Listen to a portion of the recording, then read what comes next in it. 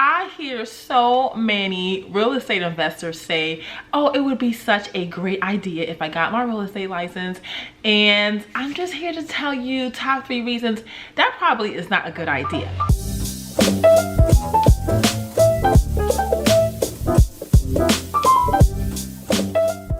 Hi, it's Neva with BiggerPockets. Number 1 is people that are focused on investing. I'm saying serious investors, fix and flipping. If your goal is, hey, I want to fix and flip 10, 12 houses a year, or you're focused on rentals and hey, you're trying to have 10, 12, 50 rentals a year, and you say, oh, if I get my real estate license, I'll save on commissions.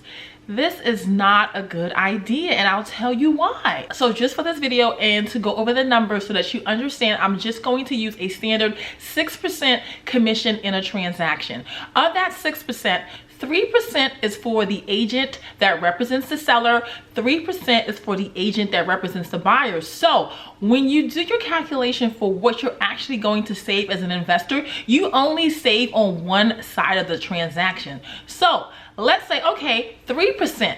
Okay, so that's number 1, is that you're not gonna save 6% commissions. You're gonna save only half of the transaction, okay? Now, number 2, let's say you save that 3%. 3% could be a lot of money. If you sell a house for $500,000, then 3% of $500,000 is a lot of money to save. However, let's really go into when they cut that check for that 3%, what really happens is you are not going to get that full 3%. First of all, the check will be automatically sent to your broker from the title company, because you have to work for a brokerage as a real estate agent. You have to work like under a brokerage, right? How much your broker gets is going to be determined based on the contract that you have with your brokerage.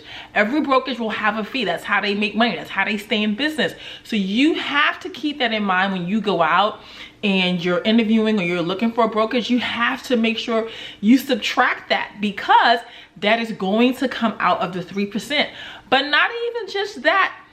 Broker cut. There's all these other expenses as a real estate agent that you have to pay.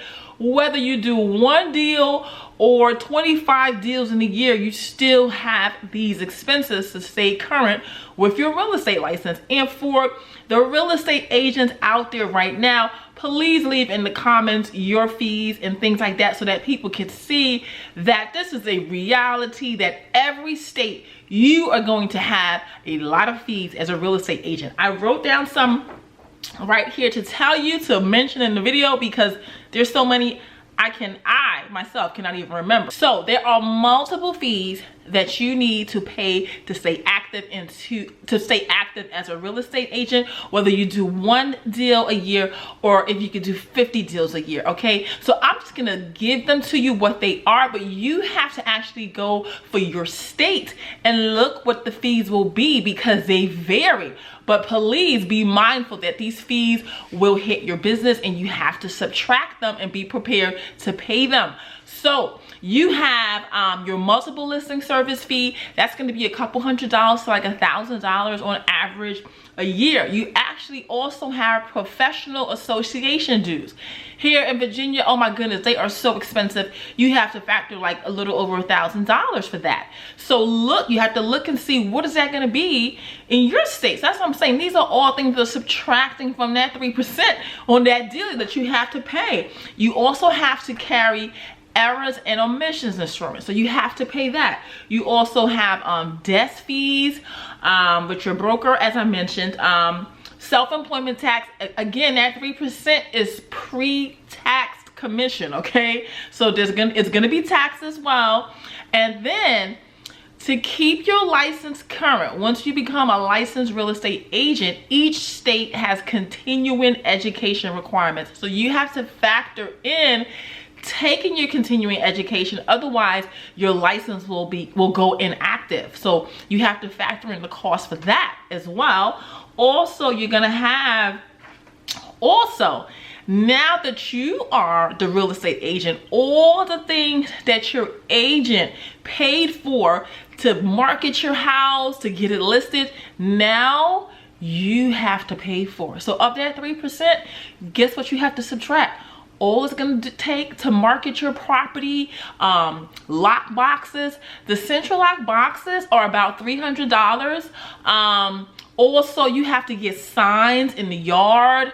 All that is now your expense. Also, professional photography, staging, all those expenses are now yours. So I just mentioned this so that you know it is not an easy, oh, I'm going to keep all this commission. So you have to factor in, after all that, is it really worth it? And which is why I tell you, if your goal is to be a fix and flipper, if your goal is to have a lot of rentals, factor in all the time that is going to take away from your goal of being a real estate investor, because all the work of being a real estate agent, that time you're not working on finding your next deal and things like that, which is very crucial if your goal is really to be a fix and flipper. If your goal is really to have a portfolio of rentals, that is what you really need to spend your time on. Now you say, okay, I'm just going to be a real estate agent. Well, guess what?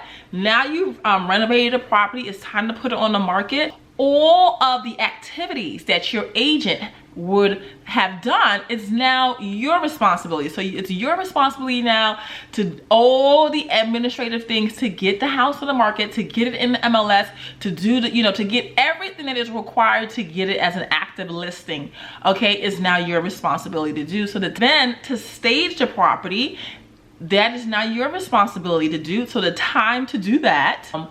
All the negotiations in the transaction are now your responsibility. Every real estate transaction, there's some negotiation that is going on between the buyer and the seller side. So now that is all the time to do that. Then all the administrative tasks, there's so much administrative tasks in real estate deals.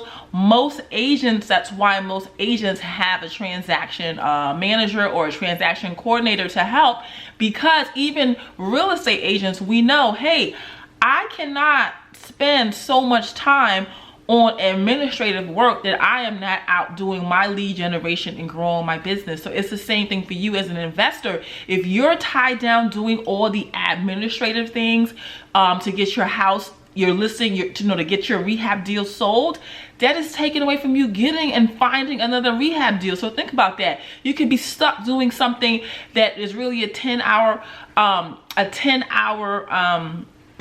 my thoughts.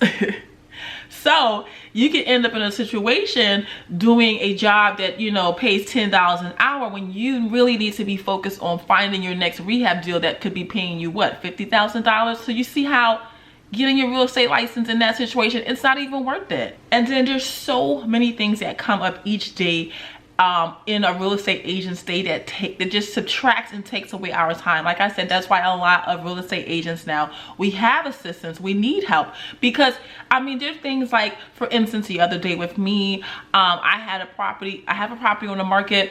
They call me, the central lock box is stuck, it's jammed, which means that when people visit the property, they can't get in. So guess what? Either I have to go out and switch that box out, or I have to pay someone to go out and do that and switch the box out.